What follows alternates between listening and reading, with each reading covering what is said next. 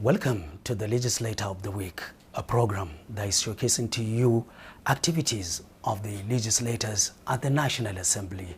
It is actually a program that is analyzing issues relating to bills, motions, and matters of urgent public importance. I am Abdullahi Aminu.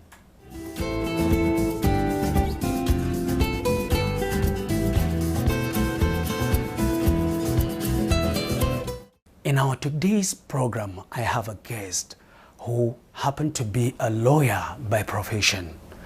He was a justice and attorney general in his state, where he serves as the deputy governor of that state for 2 governors. I'm actually talking about an alumni of the Oxford University, London. He is currently Senator representing Jigawa Northeast Senatorial District by the name Senator Ibrahim Hassan Hadejia. You are welcome to the program, sir. Thank you very much for having me. I want to kickstart the program by asking our distinguished senator a question that has been lingering in the minds of Nigerians. Being a lawyer by profession, people are curious of a reason for you to switch into politics. Can you explain this? My foray into politics, I think, I wouldn't say it was accidental, but it started in 1999. I'm a lawyer by profession, but I chose banking as a career. And I was a banker in Lagos, investment banker in Lagos, when the then Governor Samini Turaki won the election in 1999, and then set about putting up a team that would help him govern the state. And I still have no idea why, because I think before the elections I haven't seen him in almost 6 or 7 years. So I still wonder why he insisted that I had to come and join his cabinet. In 99, I just moved to Lagos to take up another responsibility in the bank. And he insisted, and in fact it took him almost 6 months to form a cabinet until he was certain that he got the people that he wanted.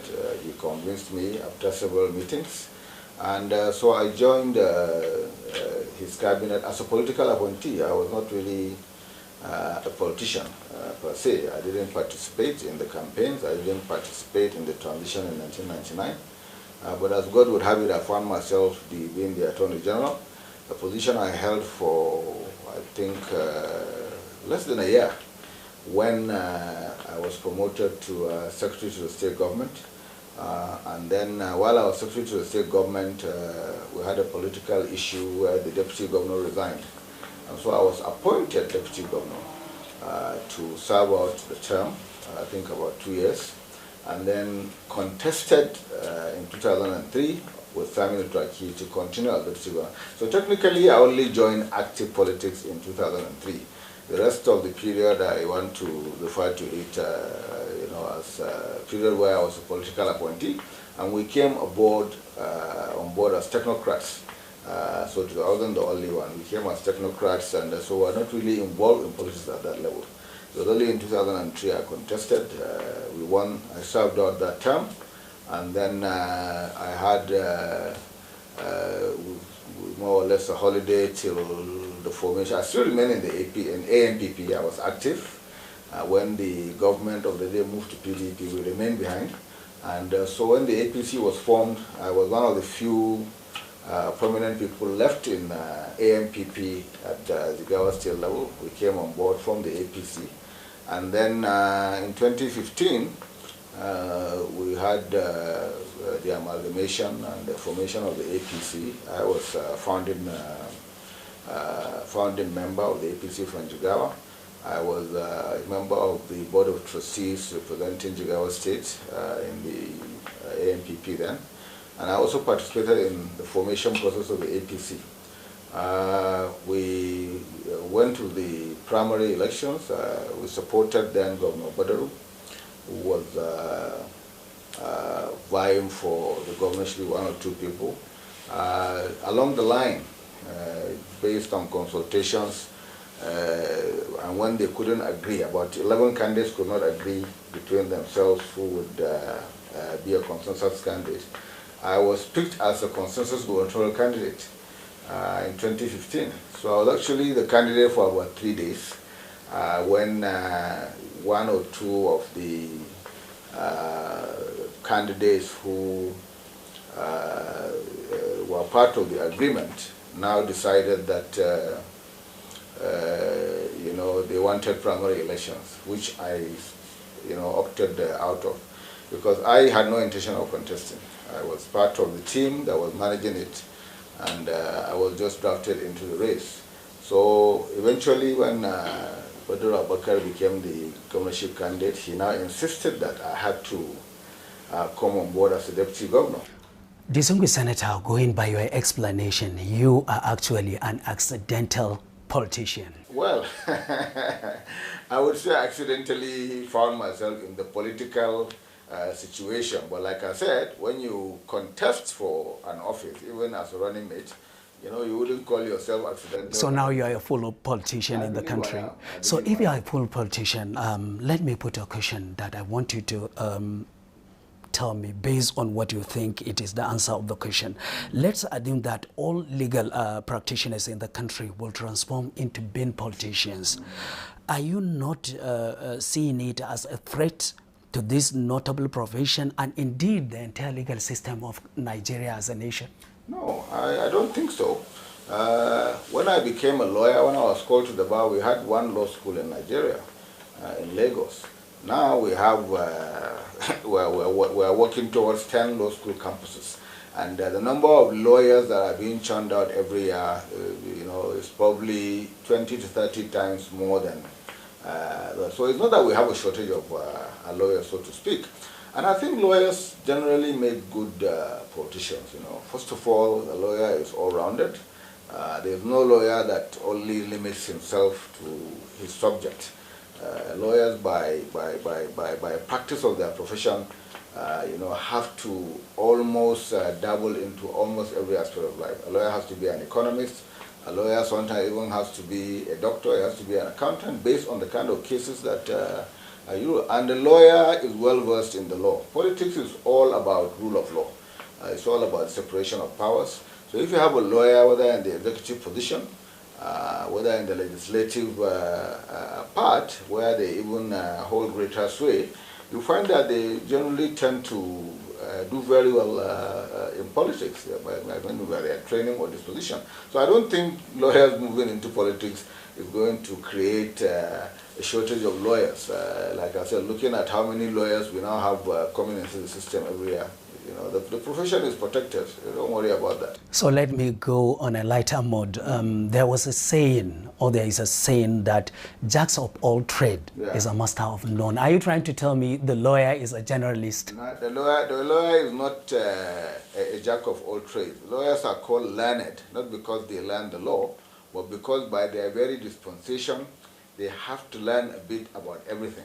Because if you restrict yourself to law, then you know, you might find yourself out of place when you are asked to defend a case that involves accounting, that involves shipping, that involves the medical field, that involves politics at the tribunals. Lawyers are out there, you know, winning cases at the tribunals for their clients every day. So it's not a question of jack of all trades. Lawyers are called learned people because, you know, law is a continuous process. You know, every lawyer worth his salt. If you go and check his library, you will not find a library. And I'm not talking of law books. I'm talking of generally books on everything. Today, if I'm called upon to you know, work on a case where my client is a doctor, I may have to read some basics about medicine. So that when I go to court, I'm talking from a position of strength. I'm talking from an informed perspective, you know, not just as a lawyer. So, you know, I don't believe that you can say that a lawyer is a master of none. Lawyers are masters of everything. Distinguished Senator, as a successful politician in the country who has now happened to be part of the highest legislative chamber of the Senate, You happen to also become a deputy governor of 2 governors of Jigawa State, as I mentioned earlier.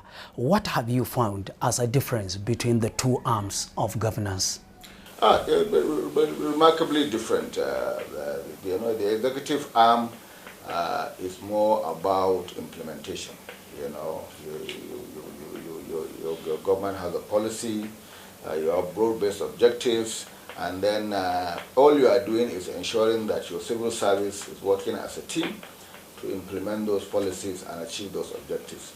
On the legislative side, it's not so much about, more like about formulating the policy through the legislative process. You are not so much involved in the actual execution of the policy itself. Certainly, you also have a responsibility to ensure that those policies are implemented through oversight. So I found really the legislative aspect a bit more challenging than the executive. It's relatively straightforward. When you go to the legislative side, because I also was a bit ignorant about some of the aspects of the legislative side of government. People see the Senate and the House of Reps really from the chamber perspective. In that red chamber, you rise up and talk, motions, whatever. I found out that that relatively, for me, as a senator, that takes up less than 5% of what I'm expected to do in the Senate. What goes on behind the scenes goes much deeper. You're talking about the budget. You pass the budget every year. That's the most important piece of legislation in the country, because that is what gives rise to implementation. You have to authorize every kobo that is spent by government. Not only must you pass the budget, you now have to ensure that what you pass is what is being implemented, which is where oversight comes in. You are in various committees, you have various agencies under your committees. You have to set out and ensure that they are doing exactly what you budgeted for. There's no misappropriation, there's no diversion of funds. I am the deputy chairman of the Public Accounts Committee.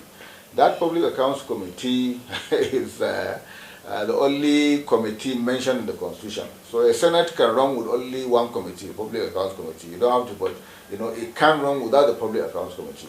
And because it's been saddled with responsibility that is constitutional, and the fact that you are more or less being reported to by the Auditor General, it is work that is Monday to Friday.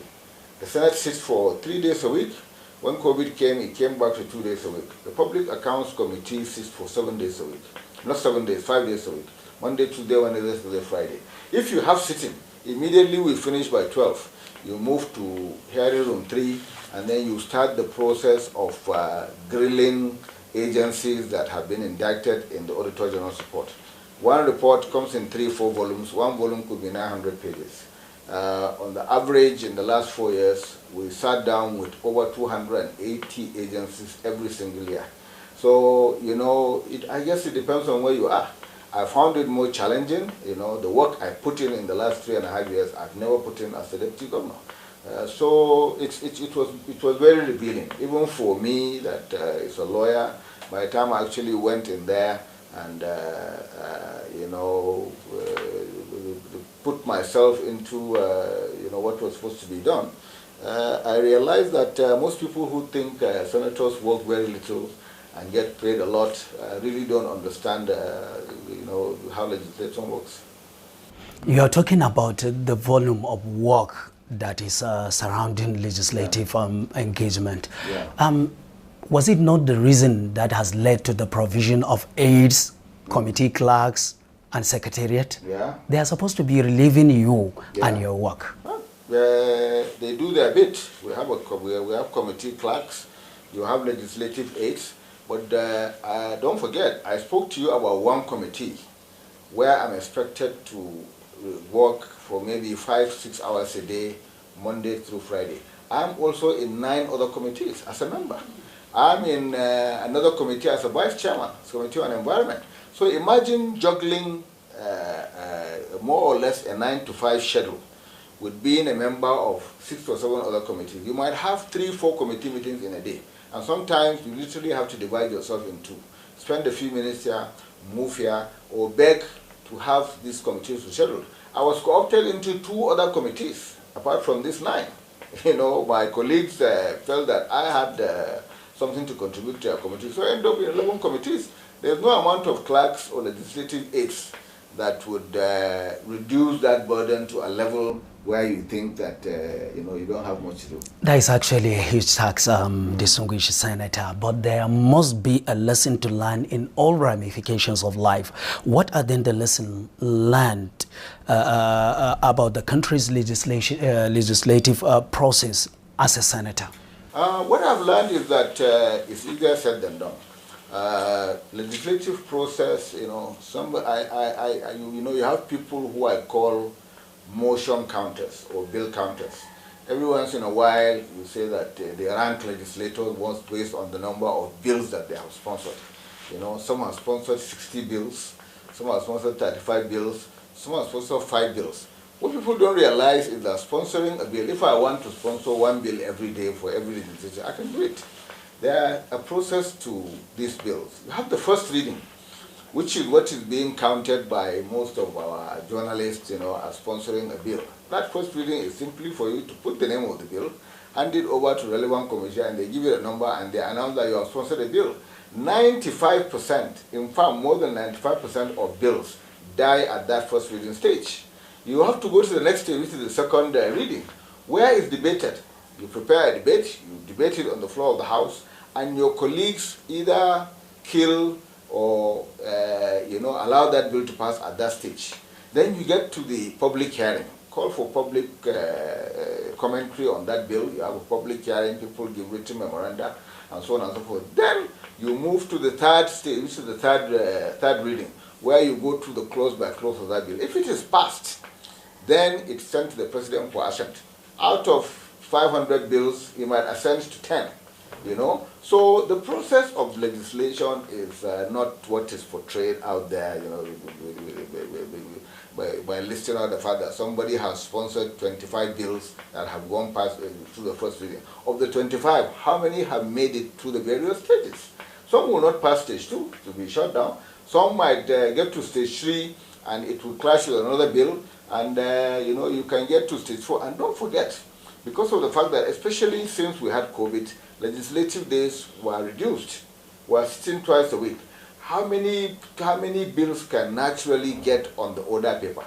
It is a battle. I had a bill for first reading that I have been pushing since for the last 3 months. It just appeared on the order paper about 3 days ago. The third and fourth reading, they are in the queue with only about 3 or 4 weeks to go. They have been in the queue for the last 3, 4, 5 months. So it's very competitive. And then, of course, have the harmonization. Not a bill that is going to scale through has to be harmonized by both houses. You might have a bill that goes through all the 3 stages and then you have a problem at the House of Reps because somebody has a similar bill. So, it's very, very enlightening to actually go in there and see how the process works. It's not as easy as people think.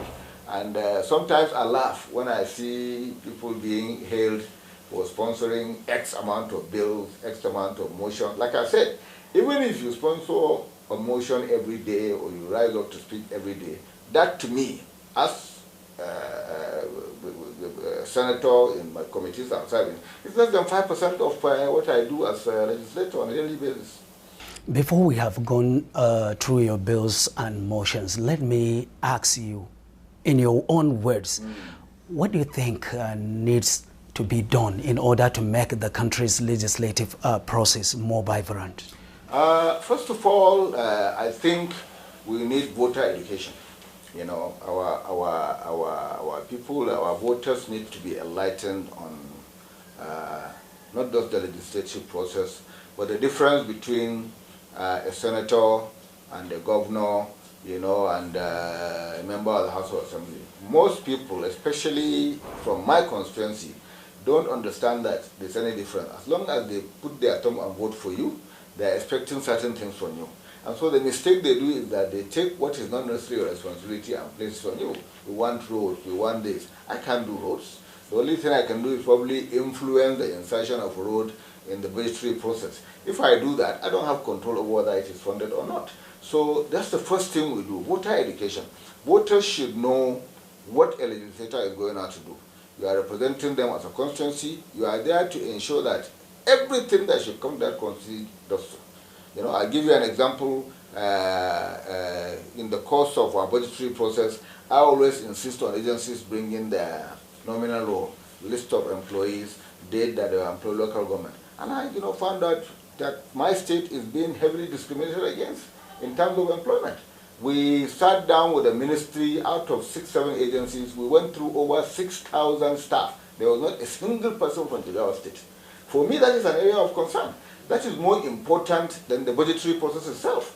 So my colleagues think I'm wasting their time, but ideally, that is, I believe, what I should focus on. Because if I should bring that to the forefront and try to get some balance, then of course I'll probably have done something that is much more important to my people than sponsoring bills, 200, 300 bills that will get stuck at the first or second reading.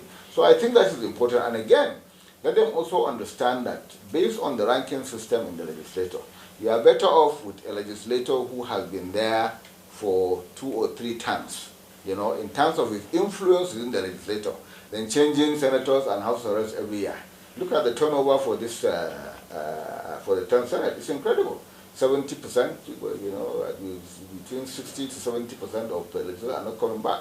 So you are having a fresh set of legislators. You have lost a bunch of experienced legislators, some with 3, 4, 5 terms, and they have taken that institutional memory away, which you have to instill.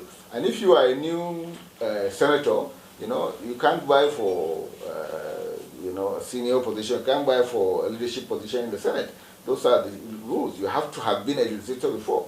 And the higher you are ranked, the American system, a ranking senator in America gets his first choice of Bush committee to even serve. And in America, the voters are aware that if you have a senator who has been there for 12 years, chances are he's going to bring more development to you. So if because he has a scandal, you catch him with somebody's wife, there's a lot of noise. But when it comes to voting, they forget that and forgive him. That is his personal issue. Let me vote for him because I know if I vote for somebody fresh out of the back, he's going there and in 2 years he's still finding his feet, before he even begins to make an impact back home. Distinguished senators, you were talking about the constituents. I'll now remember to go back to your senatorial district, which is of course Jigawa Northeast. What were you able to find out as the immediate issues of need that require possible legislative action before you even came into the National Assembly? It's pretty obvious. What is needed is, address the issues that are prevailing in my senatorial at that point in time. First thing I identified, because you can have 20 different issues. If you say you are going to do 20 issues at the Senate in 4 years, you'll probably end up doing none. I took, I think, about 3 and focused on them. Girl education, we had a very serious problem with girl child dropout from primary to secondary school. We have primary schools within close proximity of most of the communities. So essentially, but most of the secondary schools have been deboarded. Very few boarding secondary schools, they are all day, and they are far and few within. So you find a girl has finished primary 6, her primary school is next door to her house, but the secondary school that she's going to is 11 kilometers away. She has to walk. So you find that you have a very sharp drop in girl enrollment from that time. That was one area I identified.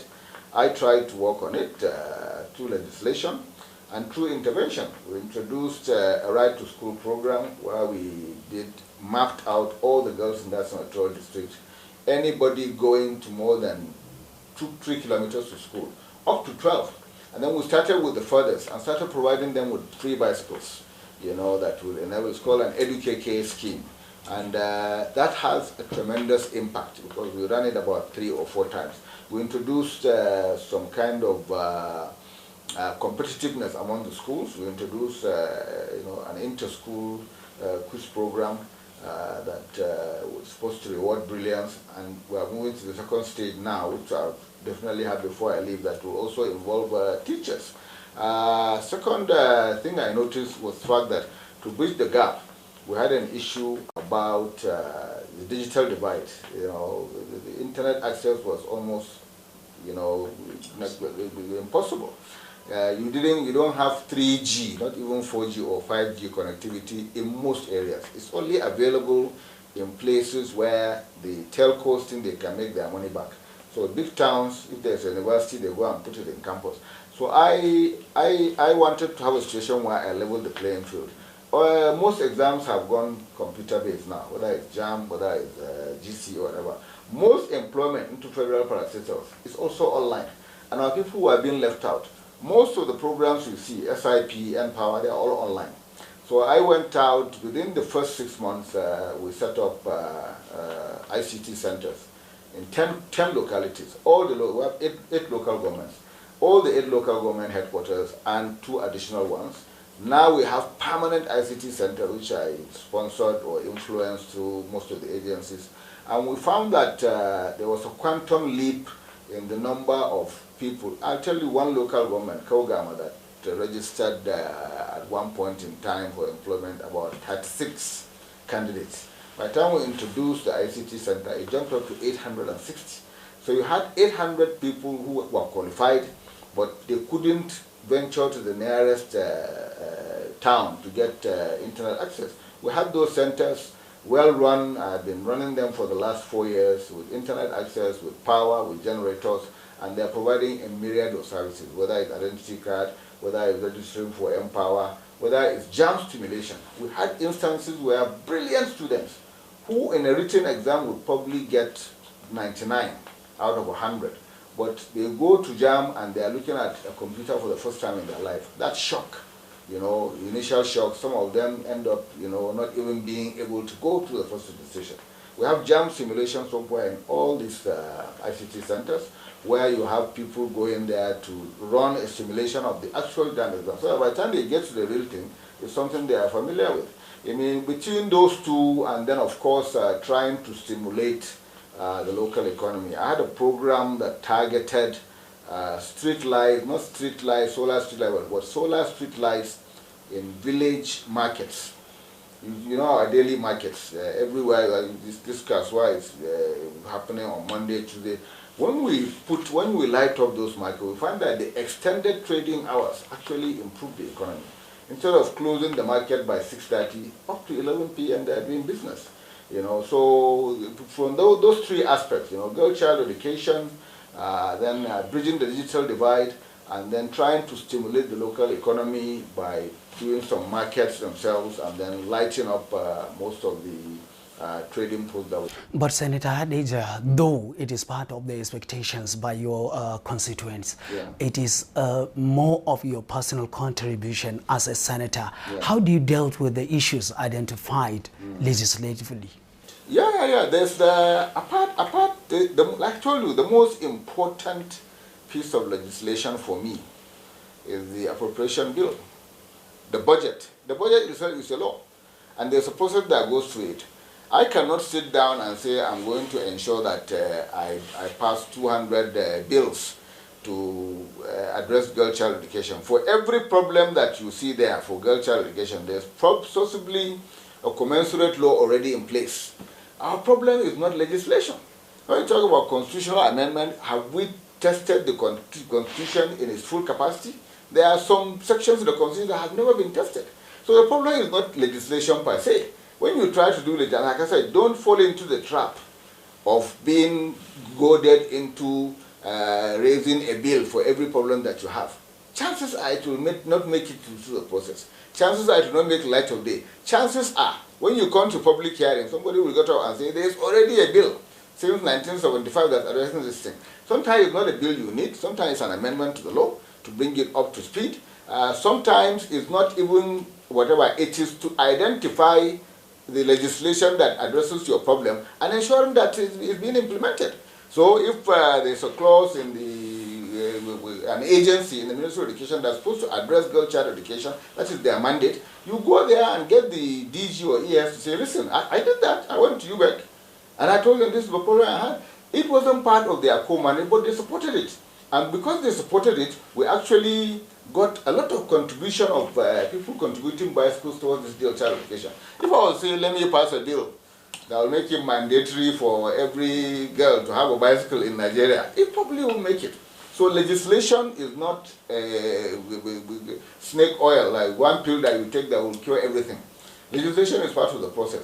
Part of what I have seen time and time again is that it's not so much lack of legislation, but lack of implementing what already exists. If you can identify that and try to prod the relevant agency or ministry into getting that mandate, dusting it and implementing it, you have solved your problem. Without going to legislation is a long, I can tell you, every single day, there is not a single day that will pass that you will not see a second or third reading of a bill setting up School of this, School of Health Technology, School of Agriculture. Everybody wants, and people, I'm sorry, people are doing that because they also want to be counted as sponsoring bills. But if you sponsor 20 of those bills and they die at the first stage, what really have you achieved? If you are just joining us, the program you're watching is the Legislator of the Week, where we are analyzing issues relating to bills, motions, and matters of public urgent importance. I am having a lawyer by profession, a deputy governor of Jigawa State, who was also an alumni of the Oxford University, London, in the name of Senator Ibrahim Hassan Hadejia. Let's go to break and continue after this moment.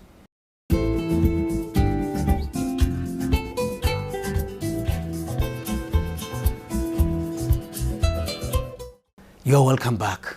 Distinguished Senator, let us go to your bills.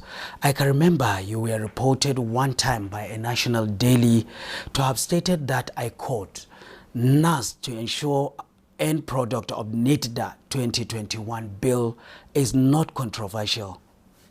Could you clarify this statement to Nigerians? Yeah, NITDA is an agency set up by government essentially to regulate the Nigerian cyberspace. You know, it's a regulator, and a regulator always appears to be overbearing, you know, in its approach.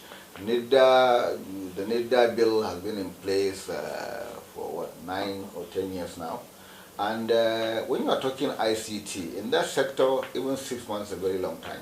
Things happen very fast, and you know, what you think is cutting edge today, within 1 year it become obsolete. So NITDA is in a sector where there has to be a constant review. Okay, you can do two things. You can make it self-regulatory, which is give them the powers to be flexible in their approach, which means they'll be getting a lot of omnibus clauses, so that they don't have to come back to you all the time to have their law reviewed to meet up with changes of the times. And that's what happened. Essentially, we decided that there had been so many amendments to the NITDA bill that it is best to do a repeal and reenactment. Repeal the old law and reenact a brand new law that takes care of, you know, cogent issues, and then gives NITDA the flexibility to more or less be flexible in their approach. If you are too explicit in a law of a regulator, you'll end up in trouble. If you tell a regulator specifically go and regulate X, Y, and Z, and then along the line, if you're talking of cybercrime and you're only talking about fraud that relates to banking, for example, you will go to court and that particular clause might be restrictive. So that's why we sat down. I'm in the ICT committee. Before we actually sat down to we went around most of the stakeholders to ask them their concerns, because some were of the opinion that NITDA is too overbearing and it was encroaching into their own territory, you know. But it's a regulator, and that is what regulators do. So that was what I was referring to in that statement. We're trying to reduce the controversy by doing as much stakeholder engagement as possible. It took us to Lagos. It took us, we met with cybersecurity companies. We met with young people who are into cryptocurrency. We met with the NCC. These are the critical stakeholders that we felt were of the opinion that their own space was being impinged. And at the end of the day, I think the public hearing took place not barely 1 week ago. So, you know, once you have stakeholder engagement, you reduce the whatever. NITDA had to give up some of its whatever. That law was heavily amended. You know, we sat down about 3 or 4 times. Yes, you can have this, and sometimes some of the agencies are correct. you have a situation where if we had allowed a clause, then it will mean that that agency is even, legislated out of existence. So we have to give and take, and at the end of the day, come up with something that would do the work that it's supposed to do without necessarily, muscling out other agencies that are in that sector. Distinguished Senator, I can remember there was a motion you raised that has led the Senate to mandate its banking, insurance and other financial institutions, ICT and cybercrime and capital market to invite the Central Bank and Securities Exchange Commission over the ban of cryptocurrency transaction in Nigeria by the Apex Bank. Yeah. What was the motive behind this motion? Yeah. What was the motive behind this motion? Well, the motive was cryptocurrency is a global phenomenon. Some people understand it, some people do not. But whether I understand it or not, it was real and it was beginning to generate turnover in excess of billions of dollars. And Nigeria, I believe, is the second largest market for Bitcoin in the world. And I think central bank panicked because it was not just being used as, an investment tool, just like people do, they buy crypto, sell later. In Nigeria, it was being used as a medium of exchange. Because of the restriction that central bank had on foreign exchange, people were using crypto, gift cards and so on to settle. People were being used to bring imported containers from China. Central bank panicked, and instead of trying to understand what was happening, we woke up one day and said the central bank governor had banned cryptocurrency. And of course, everybody went into a panic. You cannot ban what you don't control, what you can't control. If you say you ban cryptocurrency, how do you ban it? What they effectively did was to ban transactions related to cryptocurrency within the banking system. And what you do in that case is that you force them to go underground. You can never stop it because you can't control it. So of course, they now started trading among themselves, peer to peer. You have crypto, I have something that you want in exchange for it, money, naira, gift card. We exchange without going to the banking system. So even the visibility that central bank saw and was being alarmed by the volume disappeared overnight. And that's what I was saying. You can't just ban something that you don't understand. Which country has woken up to ban crypto, so to speak? It's like banning something that is invisible because you cannot control it. And crypto was also serving as a commercial escape for a lot of our young people. Yes, there's element of fraud here and there, but there's element of fraud even in regular banking. So that's what I was calling that, is wrong. While central bank was banning crypto, the Securities and Exchange Commission was coming out with guidelines for crypto trading. Two arms of government. One is saying, yes, I think this is something that we can do business with. One is saying there's an outright ban. And don't forget, barely 3 months later, this same central bank that banned cryptocurrency now launched its own digital currency, the e-naira, which turned out to be a flop. You can take a horse to water, but you can't force it to drink. That's not what people do. If get experts that understand what is happening. Get some of those young boys, appoint them as consultants, let them explain to you, and then, see how you can leverage on the phenomenon. This is what big economies are doing. As long as you can tax it, as long as it's not being inimical to larger economy, a lot of these big countries allow it to happen. It has, the bubble has burst. It has now, I wouldn't say it has died natural death, but everything has now played out and people are beginning to come back to their senses. So it's self-regulating in a way. And that was my concern. You can't just wake up and say you banned cryptocurrency in its entirety. And of course, send panic. This was the concern that we're getting from these young people when we went to visit them in Lagos. A lot of people, you will be amazed at how many thousand cryptocurrency brokers we have in Nigeria. They're making legitimate money. Is it not better for them to be doing crypto than hacking into people's accounts and taking out money? The President of the Senate, Ahmed Lawan, has on one Wednesday announced the constitution of a conference committee, which you happen to be a member of that committee. Federal Audit Bill. What does the bill stand to provide? A Federal Audit Bill is a bill that essentially wants to strengthen the office of the Auditor General. I'm chairman of the Public Accounts Committee. the Auditor General essentially reports to that committee because he does the audit of all federal government transactions, prepares an audit report of exceptions, and sends it to the Public Accounts Committee. And we sit down and call all the agencies that are in those volumes that I told you. That's why we have to sit every single day. So we are getting worried about the effectiveness of the Office of the Auditor General. In one place, you have this guy is saddled with the responsibility of auditing a budget that is 13 trillion naira. On the other hand, he is being allocated 60 million naira to do that. Meanwhile, you are giving EFCC 20 billion, 30 billion.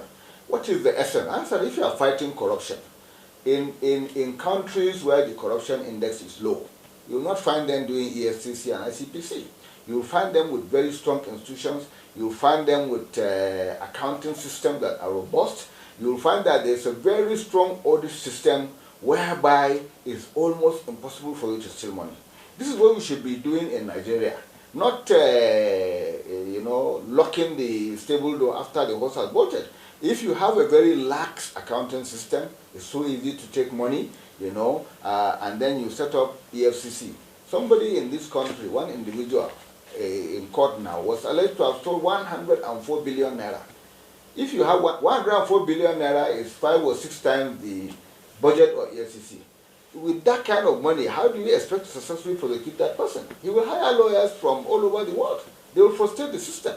EFCC has had cases in Nigerian courts that have been running for 15 years. So all we are saying is that that bill is strengthening the audit process. It is strengthening the Office of the Auditor General, making him more independent, making him, you know, a target for first-line charge. If he wants money, he should get it directly without necessarily going to beg the Accountant General whose accounts he's auditing. It doesn't make good accounting sense. That is what the bill is about.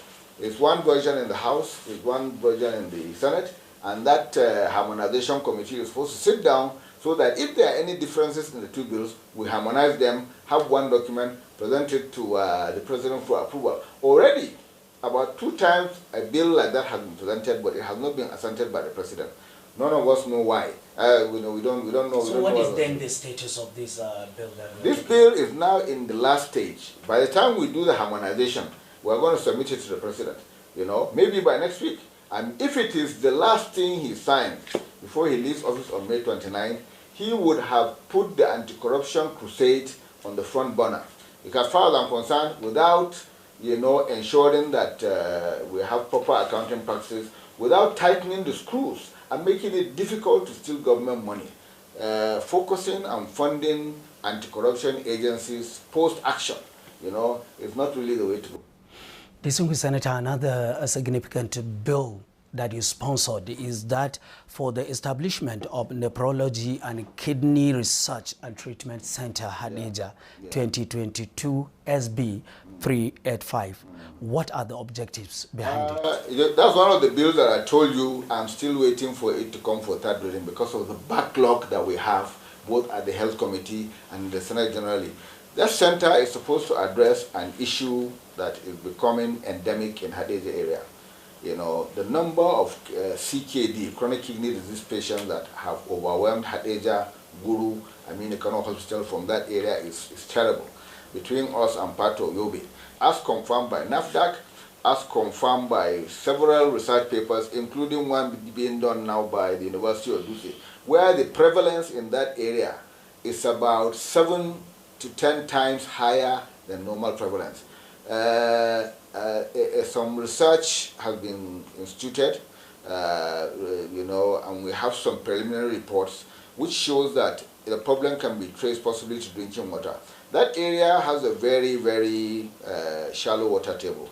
If you drill 2, 3, 4 meters in the Hadejia area, you get water. Their wells are very shallow. That place is also a place where this particular administration has advocated for massive rice farming. Everybody is going into rice farming. Rice farming means that almost 3 times the amount of land being cultivated in 10 years ago, it was being cultivated now 3 to 4 times. More fertilizer, more pesticides, you know, and that I believe is finding its way into the water table. This is what the preliminary, whatever. So what we said is, listen, let's have a kidney nephrology center that is sited in the epicenter of this endemic. I'm not saying there's no kidney disease anywhere in Nigeria, but certainly the incident in my senatorial district is 7 times more than you'll find even if you go to Kano or Kaduna. And that is the justification for attempting to site that center in Hadejia so that we can address this problem and then have a permanent research center that will go to the root of this thing and put a stop to it for the benefit of all Nigerians. Distinguished Senator, you have other local governments under your district, Kaping Hausa, Kaugama. Why do you choose Hadejia to be the host of this center? Was it not just because it is your hometown? No. Not, if I trade anybody in Hadejia, I will trace. If you trace 2, 3 parents and grandparents, most people in Hadejia come from within the vicinity, either from Borneo. I can trace my roots to Malamudori or Borneo. It's not because of that. When you have a bill, you know, when you have a bill before the Senate for an institution, there's a Senate rule that says that, you know, because of, you know, economic challenges, your bill will not succeed if the initial capital outlay is very high. So if I want to establish a school, it's safer for me to say there is already an existing school that the federal government can take over and establish that school. If I take Hadejia is the most heavily built local government within my vicinity. It's more or less the capital of the senatorial zone, so to speak. If you take this school, already there's a hospital there's a general hospital, and there is a specialist hospital being built by the state government. And with my discussion with them, they are amenable to maybe that new specialist hospital hosting this particular center. So it is for the overall success of the bill that we put it in Hadejia, because when you now go to our costing, we make a justification that you are not going to build a center from scratch. There are several facilities in Hadejia that can host this center, and it is these figures, as confirmed by NAFDAC, as confirmed by several research papers, including one being done now by the University of Duse, where the prevalence in that area is about 7 to 10 times higher than normal prevalence. Some research has been instituted, you know, and we have some preliminary reports which shows that the problem can be traced possibly to drinking water. That area has a very, very shallow water table. If you drill 2, 3, 4 meters in the Hadejia area, you get water. Their wells are very shallow. That place is also a place where this particular administration has advocated for massive rice farming. Everybody is going into rice farming. Rice farming means that almost 3 times the amount of land being cultivated in 10 years ago, it was being cultivated now 3 to 4 times. More fertilizer, more pesticides, you know, and that, I believe, is finding its way into the water table. This is what the preliminary, whatever. So what we just listen, let's have a kidney nephrology center that is sited in the epicenter of this endemic. I'm not saying there's no kidney disease anywhere in Nigeria, but certainly the incident in my senatorial district is 7 times more than you'll find even if you go to Kano or Kaduna. And that is the justification for attempting to site that center in Hadejia so that we can address this problem and then have a permanent research center that will go to the root of this thing and put a stop to it for the benefit of all Nigerians. On July 14th, 2020, the Senate has urged the President Muhammadu Buhari-led administration to direct for the immediate deployment of semi-permanent platoon of soldiers to tackle banditry in Jigawa State area, which followed a motion you raised. Yeah. What was the situation on ground at that time which prompted you to make the request? We had, you know, Jigawa has been very lucky in the sense that from a security perspective, most of this banditry and kidnapping, even Boko Haram, you know, to a lesser, it was surrounded by Yobe, Bauchi and Kano. But we have, you know, little to no incidents at all. The biggest issue we have in Jigawa is really a perennial issue of clashes between farmers and herdsmen. And in particular, in Guri local government, you know, it's something that comes up every year, loss of life and so on and so forth. So we got information that that these clashes are caused by not resident Fulani herdsmen, but herdsmen from other places, they call them Zamfara or something, who come from across and wreak havoc and disappear. And if you realize what is happening now, you know, most of these incidents in Katsina, in Sokoto, that have now become hotbeds of banditry. They started from these little skirmishes. And when we saw that happening, you know, we decided to take preemptive action by saying, okay, listen, let us put a permanent military installation in that place so that we can checkmate these visiting headsmen coming. If they have evil intentions, we don't want them to take root. And then, because we also have forests in that vicinity of Jigawa State. That was why I raised that motion with the active collaboration of the chairman of the Defense Committee, Senator Wamako. And we were advised that what we wanted required the approval of the president. So it might take another 6 or 7 months. So what we did was that we more or less tinkered with that motion and requested for a forward operating base. That's military terminology for a small unit of soldiers, maybe 12, 13, 14. And we discussed with the state government. They were provided accommodation in Guri, provided mobility. And that small group of soldiers really has been there since that motion was read on the floor 3 years ago. And they have been doing a fantastic job. Yes, you have issues here and there, but they are not as bad as they used to be. And certainly, no itinerant herder has come to set up base to stay there and harass innocent citizens. If you are just joining the program you're watching is the legislator of the week. We are now having a guest who happens to be a former deputy governor of Jigawa State and a lawyer by profession in the name of Senator Ibrahim Hassan Hadejia. Distinguished Senator, the Senate was at one Thursday plenary urged President Muhammadu Buhari to suspend the presidential directive on the removal of Dr. Nasiru Muhammad Laden Argungu as the Director General of the National Directorate for Employment, NDE, in what was called the overriding national interest, which was on your motion. For what reason the call was made? Well, the call was made because the man was not given fair hearing. You know, his Minister of State just wrote to the President that he wanted him removed because they had issues or they had administrative clashes in relation to, I think it was, which program was it now? One of these NDE programs. You know, they had different issues, and you know, the minister just felt that you know, the man should be removed. There are processes, you know, the man is a civil servant. There are administrative processes to follow.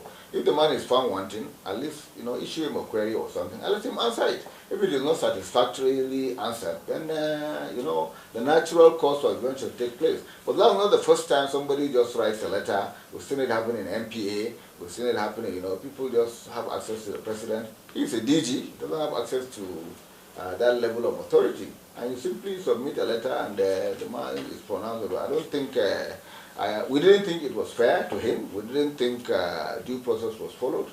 But, you know, in any way, the motion was not adhered to by the presidency. The man still remains sacked till today.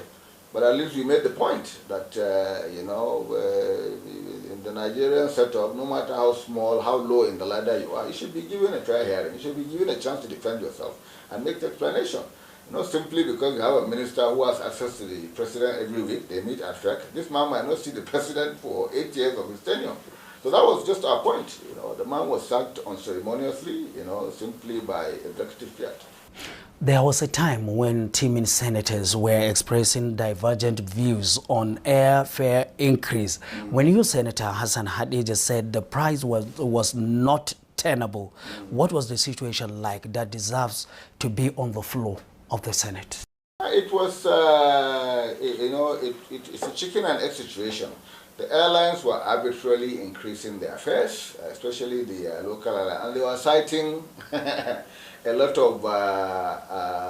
of issues, inflation, and then of course, by the time they explain to us the breakdown of the ticket prices we are paying, the airlines themselves get very little of the money. So if you increase your fare from 70 to 150,000, you might end up taking about 30 or 40,000 out of that money. There are so many, you know, layers of charges, fan to night, to so many aviation agencies that are deducting from that money. When you see the breakdown of the ticket, even international tickets, so what we are saying is that instead of every day blaming the airline, maybe we should sit down and address the issue from the Ministry of Aviation perspective. Is there any way we can reduce some of those charges so that it will be less of a burden to passengers? Because we found out ultimately that the airlines, there was nothing they could do. They increase this, whatever, but the percentage they increase, their own percentage share of the total fare remains the same. And then, of course, international airlines are also complaining about their trust funds in the Central Bank of Nigeria, whereby they sell ticket in Naira, and that's supposed to be put at the CBN, and then exchanged for dollars so that they can remit it back to their home countries. It's probably hit, God knows now, almost $1 billion. It was like $700–800 million at a point in time. And some of them, Emirates till today, has refused to come to Nigeria because of that. They had like 3 flights a day. 1 flight from here, 2 flights from Lagos. And they just decided that they just couldn't go through the hassle of chasing foreign exchange remittance. So most of the problems are problems that we believe the government can address. You can sit down with the airlines and reach some kind of truce. We can't have a situation where you wake up, if you travel 3 times a week, you are going to pay 3 different fares. You go to Kano on Monday, you pay 70,000. On Wednesday, it's 110,000. This was what was happening. And we thought there was a need to really sit down with the Ministry of Aviation and the airlines and address the issue. As a ranking senator, what do you like most about the National Assembly? I think it's the harmony that exists between the legislators. Virtually since I resumed as a Senate 3 years ago, there has been very little partisan consideration in the decisions of the Senate. At least that's what I know. I don't know about the House of Representatives. Everything is done not based on party affiliation, based on, but if you have a cogent national issue, it's discussed dispassionately, and I think that in a long way can be attributed to the kind of leadership we have. The Senate President has really been above board in terms of dealing with senators. There's a lot of camaraderie. If you are in a committee with fellow senators, there's nothing like you are in one party and another party. If there's an issue, you find that somebody raised an issue that might be controversial, the support might come from the other side. As an APC senator, I don't think, I need to, if there's an issue that concerns the federal government, because it doesn't mean I cannot comment on it. And I think the Senate President also gives that leverage for everybody to more or less speak his mind. So sometimes you find debates are elongated because he wants to give everybody a chance to dispassionately bear his mind on topical issues. Very cordial relationship, absolutely non-partisan in approach to national issues. We all agree that we are senators of the Federal Republic before we are senators of PDP or senator of Jigawa or senator of Ebonyi. I think for me, really, that is a very bright point in my tenure during the National Assembly. This is where we are rounding up our this week Legislator of the Week with Senator Ibrahim Hassan Hadejia. Thank you very much for being part of the program, sir. Thank you very much for having me. It's a pleasure. With this, I'm now saying, from myself and the entire crew, let's meet next week in same program with another guest.